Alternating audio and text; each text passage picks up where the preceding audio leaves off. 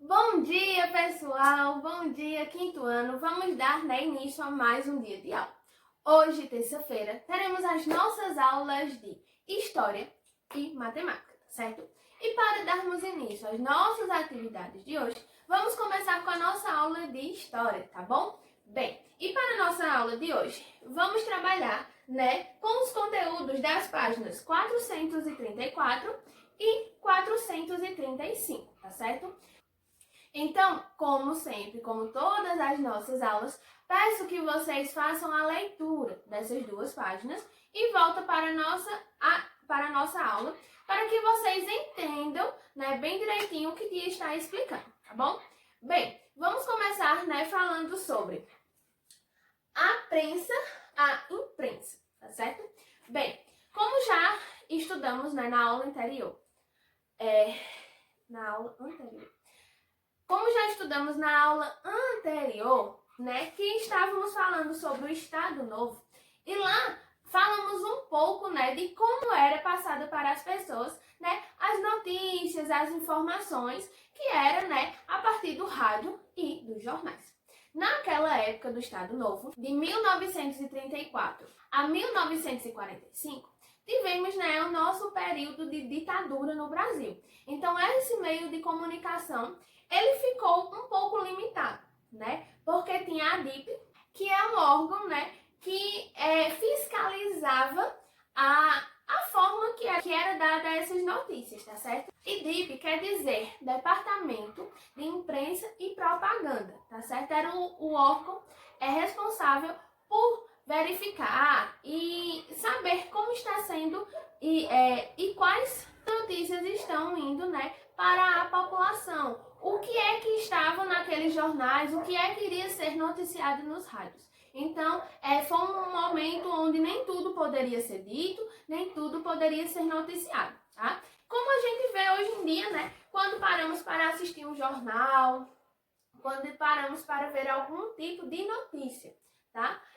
Que não tem essa limitação. Eles falam tudo que deve ser noticiado, tudo que está acontecendo no nosso país e no mundo. Tá? E naquela época não poderia ser assim, porque existia esse órgão, esse departamento que fiscalizava, tá?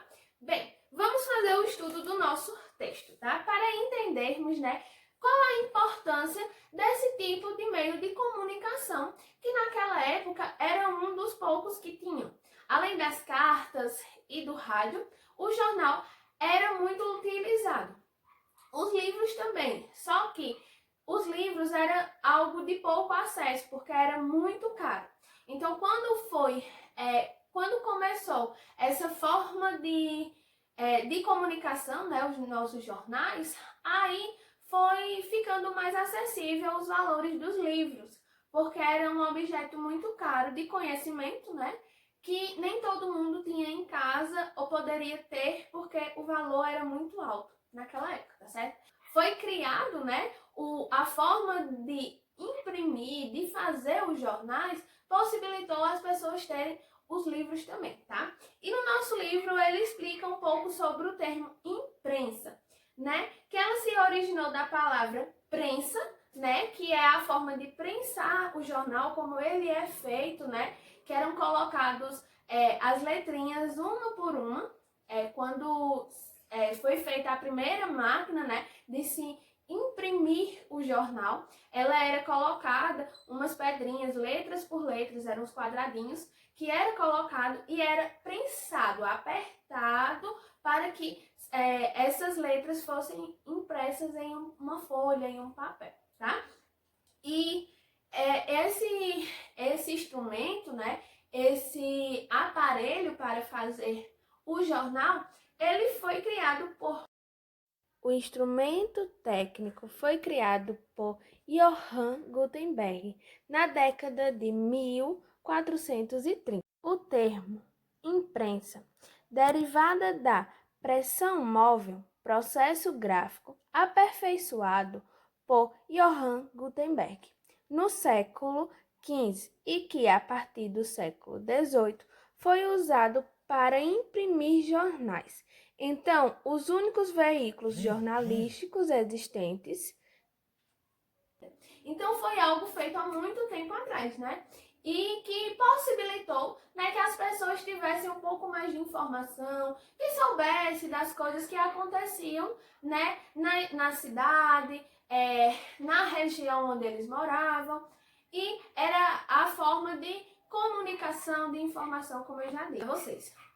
E assim, né, levou para as sociedades uma mudança muito grande, porque as pessoas começaram a ter informações, a saber como é que as coisas estavam acontecendo no mundo. Então, foi levando assim para as casas das pessoas mais informações. Então, a sociedade começou a entender, né, que aquilo era importante, da gente saber como está acontecendo as coisas no nosso mundo. Então, essa possibilidade de levar as informações para as casas das pessoas começou a mudar a sociedade e também, né, deixando os livros mais baratos, como eu disse a vocês, porque essa forma de impressão, né, facilitou na hora de se imprimir, né, esses livros, de serem feitos esses livros e tornando eles mais baratos. Então teve essa inovação, essa revolução, né, na forma de conhecer as coisas.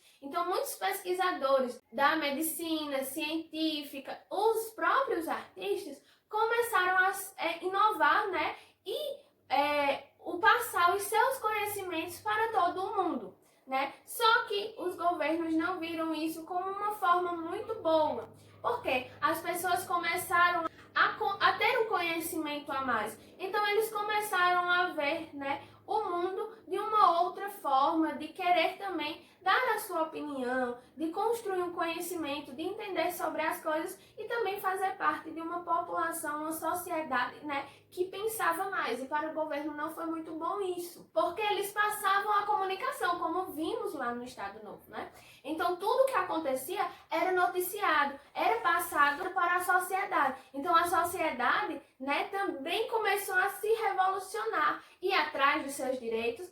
E num período de ditadura, né, como vimos no nosso Estado Novo, isso não era muito bom, porque faziam com que as pessoas entendessem a forma que aquele governo estava sendo realizado, e as pessoas iam para a rua e diziam, não, eu não quero desta forma. Então isso não era certo para o governo, né? Eles achavam só porque estavam no poder, eles poderiam mandar mais. Então a sociedade apenas era para obedecer. E não era, isso não é certo, né? Como temos hoje em dia. Vamos às ruas, procuramos os nossos direitos e os governadores, eles vão entrando, né, em consenso, eles vão organizando para melhorar, né, a forma que a sociedade deve viver. E isso não era bem assim antigamente, certo? Vamos agora falar sobre o fim do Estado Novo, né? Bem, entre os anos de 1939 a 1945, né, ocorreu no mundo todo a Segunda Guerra Mundial. E esses conflitos atingiu todo o mundo e também acabou atingindo o nosso país. Então, estava tendo essa guerra entre dois grupos. Os aliados, que era formado pelos Estados Unidos, a Inglaterra e a Rússia. E do outro lado tinha o grupo Eixo, que era composto pela Alemanha, o Japão e a Itália. Então, estava ocorrendo, né, essa guerra entre esses países, entre esses dois grupos, que acabou afetando todo o mundo, tá? O Brasil também teve o seu período onde ele entrou nessa guerra também, de forma apoiando um desses grupos, e foi o grupo dos aliados, no ano de 1942. Só que essa forma deles apoiarem esse grupo aliados, né, e já estava acontecendo essa ditadura aqui no Brasil, a sociedade começou a ver isso como algo ruim. E eles começaram, a sociedade brasileira começou a ficar contra esse governo de Getúlio Vargas. E não achava certo essa forma que eles estavam, né, governando o nosso país. Então, as pessoas, a população, se revoltou e não estava contente com essa forma de governo de Getúlio Vargas. Getúlio Vargas viu essa revolta da população, então ele começou a tomar suas decisões, a tomar um posicionamento a isso. Então ele convocou novas eleições para o o mês de dezembro, né, que no início do Estado Novo ele tinha mandado prender determinados políticos que estavam contra o seu governo. Ele acabou com o DIP, né, o Departamento de Imprensas e Propagandas, e assim ele reorganizou todo o seu partido. Só que isso não foi suficiente para que a população quisesse que ele continuasse à frente do governo, né? Por mais que ele estivesse convocando novas eleições para dezembro de 1945, a população não estava contente com a sua forma de governo. Então a população continuou em si. E mesmo que ele estivesse reorganizando as coisas, ele estivesse adequando a sua política, a sua forma de governo, mesmo assim, boa parte da população ainda era contra a forma de governo, né, de Getúlio Vargas, a forma de governo Vargas. Então, eles ainda estavam contra, mesmo com todas essas mudanças. E uma outra parte da sociedade via com bons olhos essa revolução, essas mudanças que Getúlio estava fazendo. E é tanto que, assim, eles criaram um grupo e uma movimentação chamada de queremismo, onde a forma que esse grupo eles se movimentavam, eles iam à rua, era porque eles queriam Getúlio Vargas ainda no poder. Eles ainda queriam que Getúlio Vargas ficasse à frente da política. Mesmo com essa movimentação, e essa movimentação foi vista, né, como um golpe por alguns políticos e chefes militares, pois aquele movimento era visto, né, como um movimento de oposição, que defendesse, né, a comunidade do poder que o governo de Getúlio tinha. Então isso acabou atrapalhando mais o governo dele, onde esses políticos, como estavam vendo aquilo como uma forma de golpe, né, em 29 de outubro de 1945, eles acabaram retirando Getúlio Vargas e do poder. Depuseram ele, tiraram ele da presidência e assim colocaram o presidente supremo do Tribunal Federal, José Linhares. Então, José Linhares ficou à frente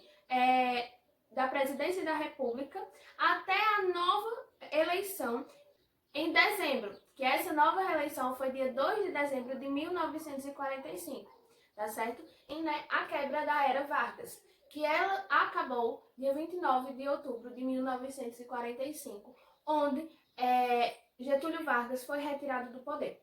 E assim tivemos novas eleições dia 2 de dezembro de 1945, e dando assim o fim ao Estado Novo. Bom, após todo esse estudo, vocês agora vão fazer a atividade de fixação desses dois conteúdos que trabalhamos hoje, tá certo? Da prensa à imprensa, vocês vão fazer a atividade da página 434, que é apenas uma questãozinha que vocês vão explicar, né, a importância da invenção de Gutenberg, tá certo? Para a história. E vão fazer a atividade da página 435, que é uma questãozinha, explique o que foi o queremismo, tá certo? Vocês vão explicar com as palavras de vocês, eu não quero que vocês retirem do livro, tá certo? Após a conclusão dessa atividade, peço que vocês façam a revisão, tá bom?